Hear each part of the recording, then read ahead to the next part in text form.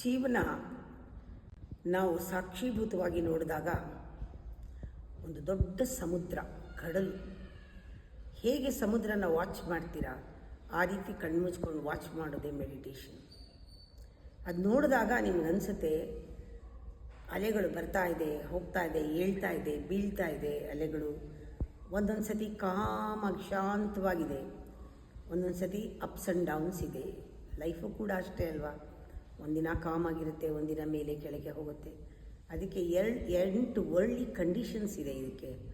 ಅದು ಒಳಪಟ್ಟಿದೆ ನಮ್ಮ ಜೀವನ. ನೋಡ್ತಾ ಇದ್ದರೆ ಹೊಗಳಿಕೆ ಇದೆ, ತೆಗಳಿಕೆನೂ ಇದೆ, ಲಾಭ ಇದೆ, ನಷ್ಟವೂ ಇದೆ, ಕೀರ್ತಿನೂ ಇದೆ, ಅಪಕೀರ್ತಿನೂ ಇದೆ, ಸುಖ ಇದೆ, ದುಃಖ ಇದೆ, ಎರಡೂ ಇದೆ. ಬರ್ತಾ ಇದೆ, ಹೋಗ್ತಾ ಇದೆ, ಮೇಲಕ್ಕೆ ಹೋಗುತ್ತೆ, ಕೆಳಕ್ಕೆ ಬರುತ್ತೆ. ಇದು ನೋಡ್ತಾ ಇರೋರು ಯಾರು? ನಾನು, ಆ ವಿಟ್ನೆಸ್. ನಾನು ನೋಡ್ತಾ ಇದ್ದರೆ ಇದೆಲ್ಲ ಯಾವುದೂ ಶಾಶ್ವತ ಅಲ್ಲ. ನೋಡ್ತಾ ಇರೋ ಆ ಸಾಕ್ಷಿ ಮಾತ್ರ ಶಾಶ್ವತ. ನನಗೆ ಯಾವುದೂ ಮುಟ್ಟಲ್ಲ. ಈ ಭಾವ ಬಂದರೆ ಸಾಕು ಧ್ಯಾನದಿಂದ ಏಳೋಷ್ಟರಲ್ಲಿ.